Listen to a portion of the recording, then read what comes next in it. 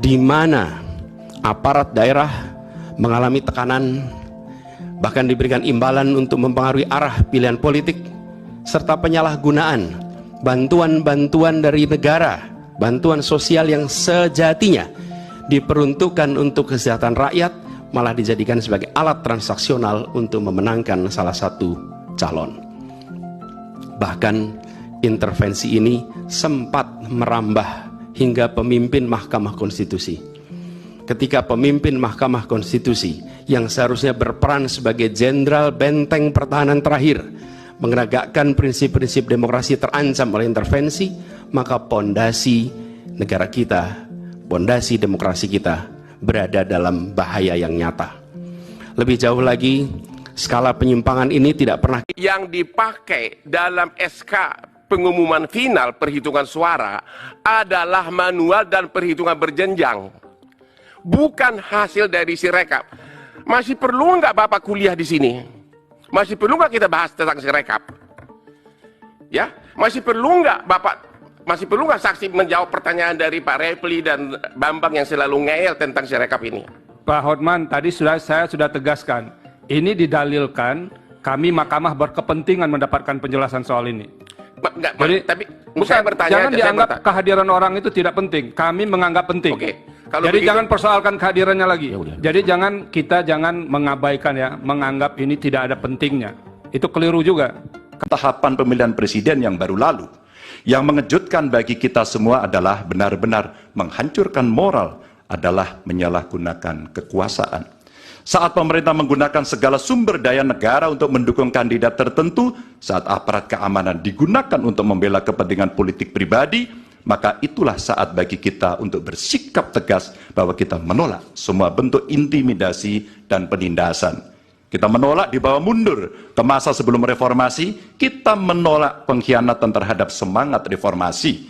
Kami menggugat sebagai bentuk dedikasi kami untuk menjaga kewarasan, untuk menjaga agar warga tidak putus asa terhadap perangai politik kita, dan untuk menjaga impian semua warga negara tentang Indonesia yang lebih mulia. Apakah penugasan-penugasan tertentu karena presiden juga cawe-cawe itu? Karena kalau saya membaca sebetulnya agenda pembangunan nasional itu sudah termasuk presiden itu akan menugaskan apa ya ada di situ. Tapi kok ada frasa yang khusus penugasan presiden? Kami tahu sungguh berat bagi MK dalam sengketa hasil pemilu ini.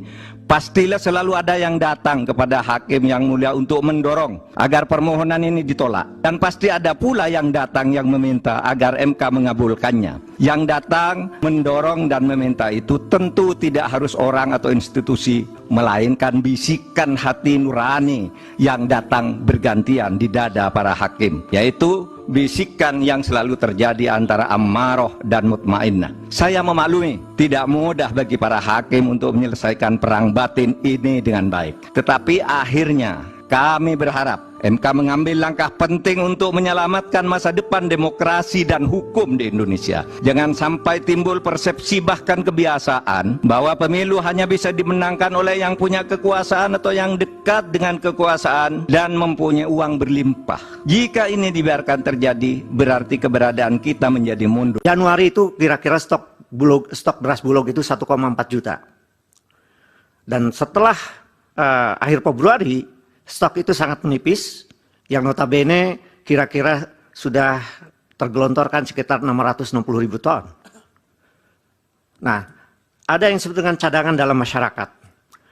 Memang ada dampak El Nino, yaitu lambatnya panen. Tetapi itu ikut menjelaskan bahwa suplai yang kurang beras terhadap demand masyarakat yang meningkat menjelang puasa dan lain-lain, itu menjelaskan bahwa sebenarnya kalau tidak terjadi penggelontoran beras besar-besaran di Februari, termasuk juga bantuan tunai, saya kira harga-harga beras bulan-bulan Januari, Februari, Maret tidak sampai bulan ini, saya kira tidak akan setinggi itu. Jadi menurut saya, memang ada korelasi antara penggelontoran saja. Dalam sejarah karir saya, inilah contoh surat permohonan dan atau sejenis gugatan yang paling mengambang. Yang digugat apa? Yang dibahas bansos. Ya, 90% surat permohonan itu memakai alasan bansos. Jawabannya hanya satu, bansos adalah sah, dan oleh karenanya jawaban kamu permohonan kamu ngoceh dan cengeng. Karena narasi bukan bukti, dasarnya jurisprudensi 803K 1970. Bukti adalah apa yang dinyatakan dalam pasal 184 dan 185 KUHP yang dibuktikan di persidangan. Kalau ngomong omon-omon aja bisa bukti, semua orang